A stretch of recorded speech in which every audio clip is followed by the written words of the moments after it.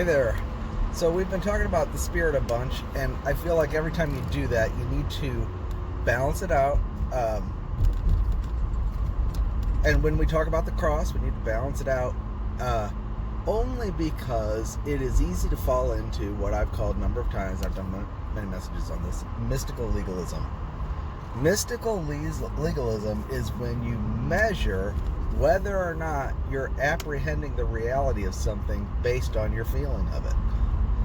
So if we're talking about our death with Christ, someone even said it on my wall. He's like, there was a time when I'd heard a message like this, and then I would have started reading, the things about the dark night of the soul. And there's a whole tradition of mysticism that glorifies the feelings of certain periods in your life and associates them with doctrines. And that's dangerous because it's not the same for everybody. And we're to walk by faith and not by sight. Now, Petra has been starting to do messages and study the Spirit. Petra and Jewel and Sergeant Gospel, a couple others, were good. I have good friends that pursue the same truth. We're in the Word together. It is our genuine fellowship. And so, yes, we speak the same things. I'm not programming anybody to go do messages, though. I'm tired of these accusations from these people with just defiled imaginations that always accuse. But anyway, yes, we do run together in the truth, and you're going to see more of it too, because there's quite a few others who are starting to pursue the same truths and speak about it. What else is there to speak about? It's Christ and Him crucified. But anyway, as we talk about our death with Christ, and we talk about being raised to walk in newness of life, and we talk about having the Spirit in us as our portion and satisfaction, it can be easy to measure how much we are enjoying these things by what we feel rather than what we believe. And Petra did a message about the Spirit, and she was talking about different manifestations of it and saying, when I feel like my mind is set on the flesh and I taste death, I get this anxiety in my center, and that's a physiological reaction to feeling abnormal and out of sorts because she's in the flesh. And what that means is that when she feels, when she's in the Spirit or walking in the Spirit, she just feels normal. And when she's walking contrary to what the Spirit bears witness to, there's a registration of abnormality. And I said that's sometimes the way I feel like the Lord leads a lot, is He leads by what I call the way of restriction, which is you've got a green light and everything's normal. You're going along, and then you get a yellow light or a red light. And those are the times when you feel something, like something going, okay, that's not it. That's not it. That taste is not, that's when you feel something. Other times it's normal. You could be in the Spirit and just be normal. In fact, it should be normal. The vine is a normal thing that just sits there in a way and grows by a slow spreading. We've been trained to think that if we're normal, it should feel a certain way, but that's not what normal is. Normal is normal. Normal is the least conscious state you can be in. You're just normal. You're just there, It's abnormal to feel all the time. Okay?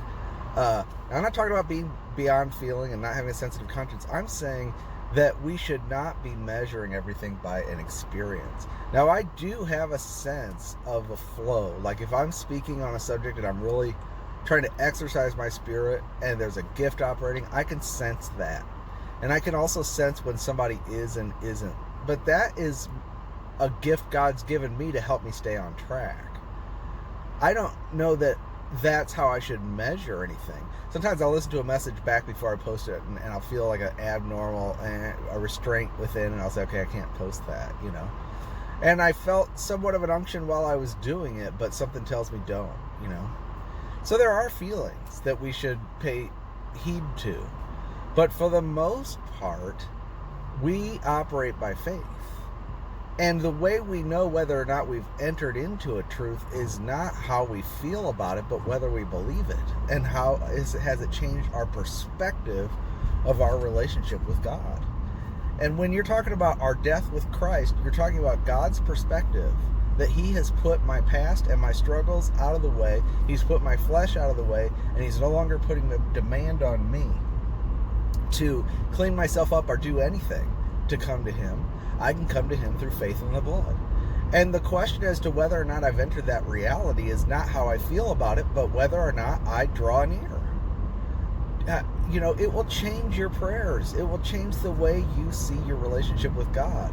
It will change how much you struggle and how you feel about sin, and whether or not you let the sin that so easily encumbers you keep you from coming to Jesus, or you run to Jesus. And if you are believing these things, you'll talk to him more. You'll have a more of appreciation for what he's done, and that'll change your perspective. Don't worry about your feeling. The enjoyment of Christ, there is a feeling that can be associated with that, but a lot of our feelings are physiological reactions to spiritual things. And not all of us have the same physiology. So we're measuring everything by our body's chemical responses to things, our moods. When Petra feels like her mind is on the spirit, she starts to get this constriction, or on the flesh, this abnormality. I believe that is anxiety. That's her physiological response of anxiety to unrest in her soul that comes from not being at peace with what the Spirit is bearing witness to. So that does manifest itself as a feeling, but when she's walking in the Spirit, sometimes she doesn't feel anything, or usually, because it's normal. And then the devil lies and says, well, you don't feel anything, therefore you don't know the Spirit. And people have criticized her kind of a dry delivery. Like, well, she doesn't have the Spirit because she doesn't, sound like T.D. Jakes. And it's like, you are judging completely according to the flesh.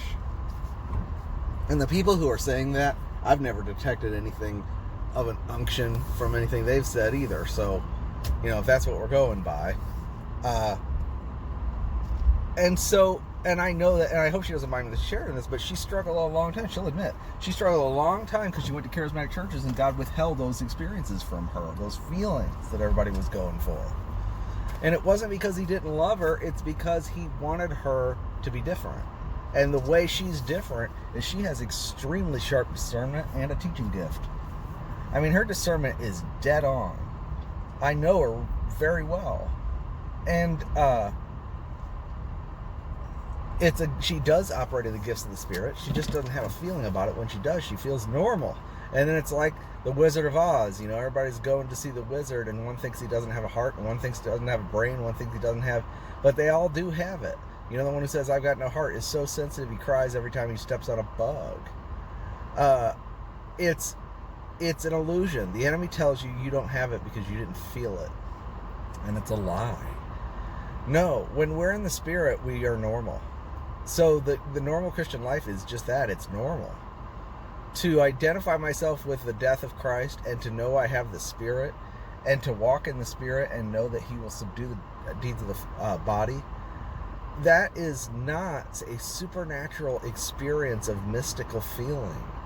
It's a normal walk of feeling at home.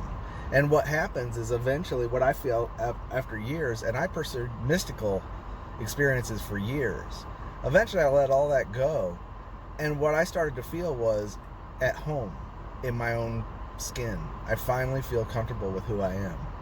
I don't feel shame all the time. I don't feel condemned all the time. And not only that, but you can accuse me of all kinds of crazy, wild things that I know aren't true, and I'm not going to believe them anymore. Because my conscience has been perfected by the blood. And I know I can come near to the Lord, and I feel at home and at peace. And when I step out, I feel it. I feel that's not good. But that's a physiological, biochemical response to something that my emotions are processing due to something my spirit saw. The feelings are several steps away from your spirit. Who knows what we'll feel when we're in the kingdom? Some people are very sensitive, though. They're chemically, biochemically, physiologically extremely sensitive. And that's okay, too. You know, that takes all types. But we don't want to measure things by all that. What we measure is, what do I actually believe today? And how is it impacting my view of how I relate to God and how freely I come to Him? That's the gauge as to whether you're entering these things or not. So when I'm talking about entering the Jordan and going past the good land and everything, all that's true, being in the Holy of Holies, but don't measure it by your experience. Measure it by what you believe. It's just a pitfall. You want to avoid that mystical legalism where you set up a standard that says, well, I haven't experienced it unless I feel this. Because God may or may not accompany it with a feeling. Now, there is a gradual dawning of joy, though, where you're just a little happier and a little happier because your heart is more and more full of thanksgiving because of what you believe. That's the proper joy. That's deeper than happiness, and that's deeper than being a tickle me Elmo doll. That's deeper than going to a Rodney Howard Brown meeting and laughing for 6 hours or whatever they do.